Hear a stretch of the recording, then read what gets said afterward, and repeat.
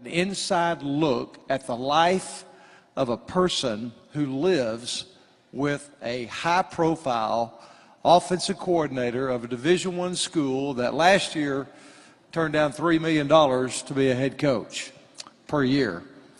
And we know that day will come for him. But today we're going to talk to one of his major keys to success. She says his key to success. Not really. But today it's a privilege to have Kristi Malzahn with us. Her passion, however, is that life, is that God has given each other for them to walk alongside of each other in life. She left the business world and now is focused on opportunities to serve and make a difference with her life. She's done all kinds of... There you go. Thanks.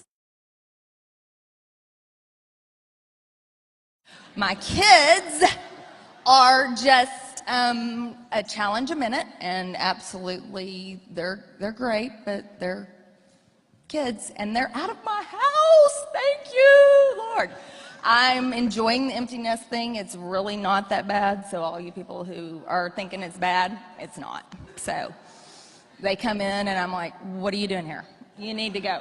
I pay rent on a house for you over there. So yeah, that's good. Yeah. I love honesty. Now, Gus was like, shut up.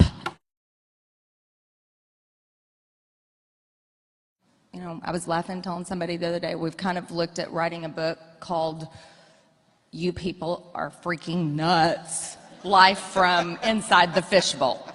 Because I still stand in amazement that anybody would dare to want my husband's autograph. I mean, seriously, why? But at the same time, I'm looking at these kids going, I know that they're special, but at the same time, these are the same children that you're excited to get out of your homes like me, because they're college and I'm ready to get them out. They're just kids, and they do stupid, immature things, and at the same time, they have an incredible amount of ability. And what our job is, what we see it as, is that we're to take what has been given to them as their foundation. Some of them come with no foundation, and so then we're charged with helping establish a foundation so that they know from this point forward, your DNA is all that you have to say that you had no choice over. From this point forward, everything in your life is a choice. Your DNA is the only thing that God just said, that's it, no choice. Gus was like, shut up.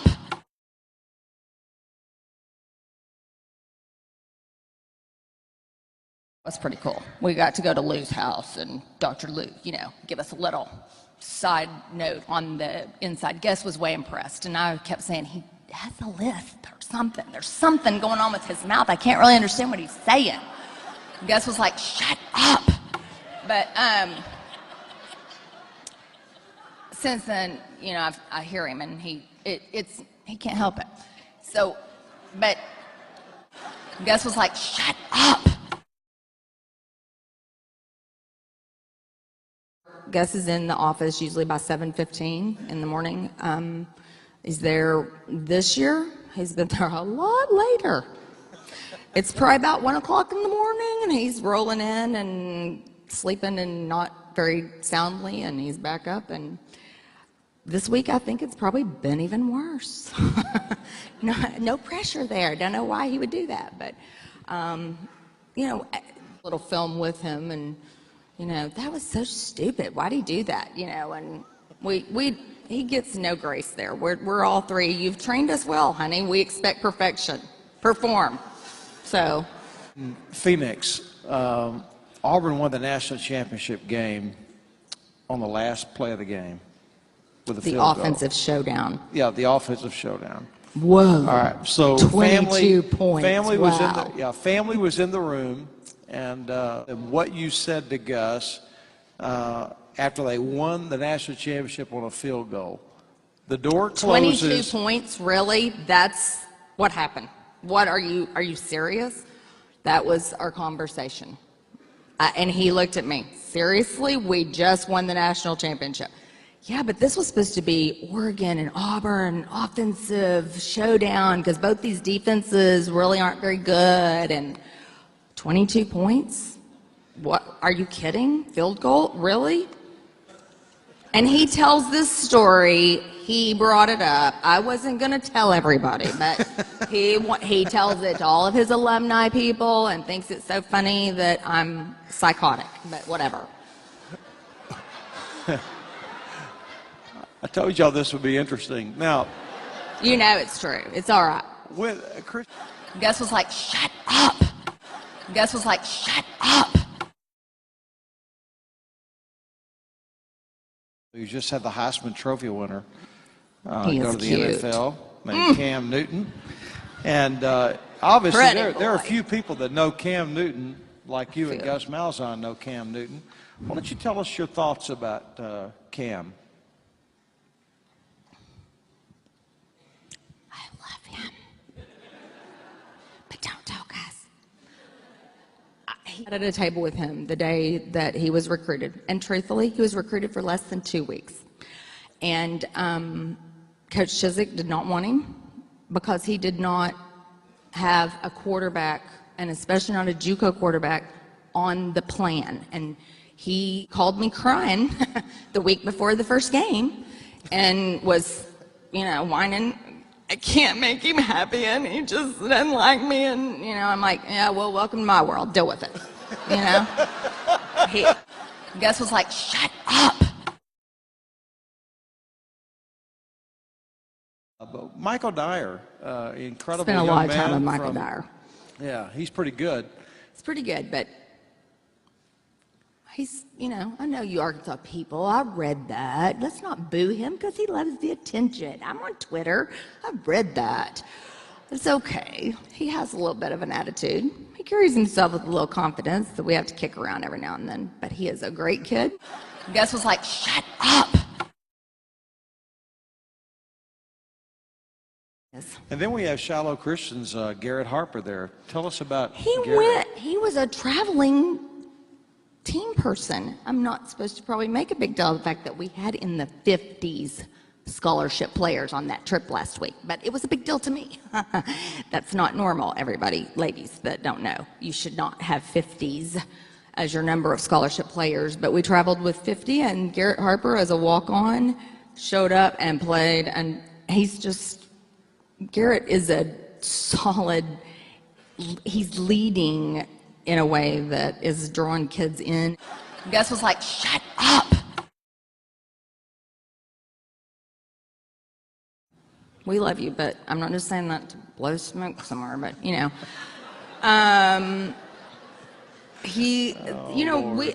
don't have the meltdown because Gus won't let the kids go on the bus and you want to go shopping with the wives right now. But I did anyway at the state championship game, and Judy still reminds Gus of that. You were so rude to her. Love that. Need that support every now and then. But, just women who came alongside to love and mentor and say, shush your mouth, don't talk so much, kind of thing. But, Sure. Yeah, the Proverbs word. Yeah. That's good. I'm Now- still working on it. Gus was like, shut up.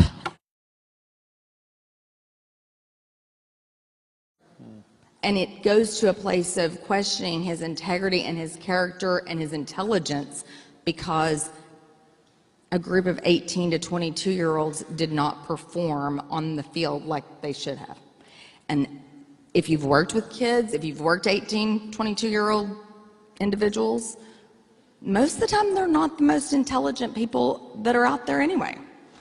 And it's depending on who said what and what girlfriend broke up with who and what kind of emotional state we come into it, which I do at times look at Gus and go, well, we're the nuts because we're willing to base our whole entire lives on what they decide to do for the day. So, again, Gus was like, shut up.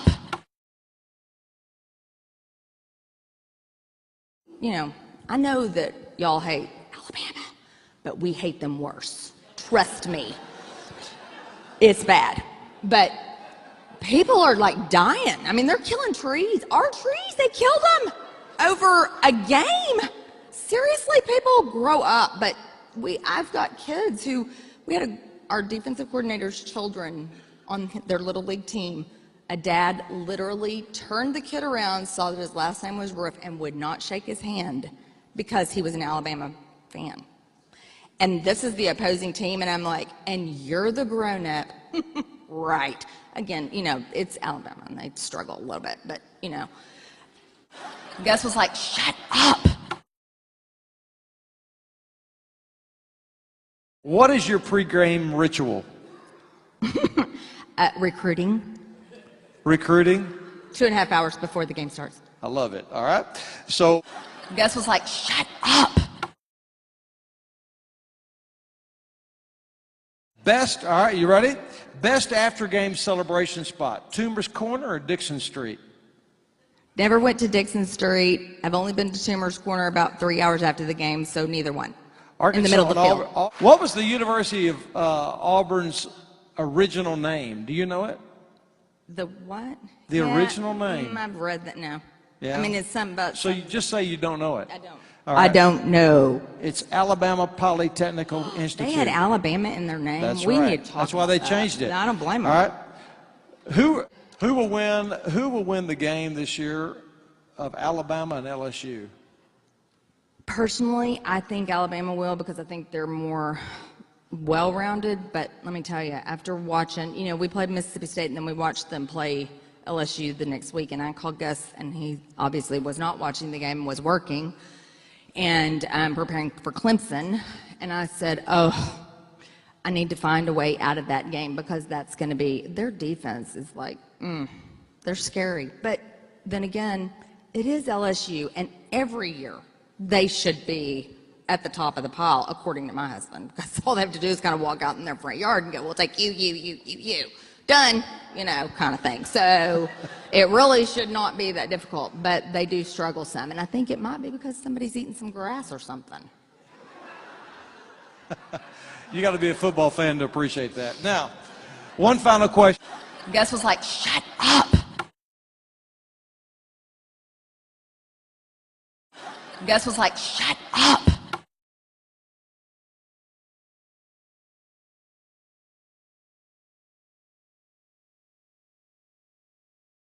An inside look at the life of a person who lives with a high-profile offensive coordinator of a Division I school that last year turned down $3 million to be a head coach per year. And we know that day will come for him. But today we're going to talk to one of his major keys to success. She says his key to success. Not really. But today it's a privilege to have Kristi Malzahn with us. Her passion, however, is that life, is that God has given each other for them to walk alongside of each other in life. She left the business world and now is focused on opportunities to serve and make a difference with her life. She's done all kinds of... There you go. Thanks. My kids are just a challenge a minute, and absolutely they're great, but they're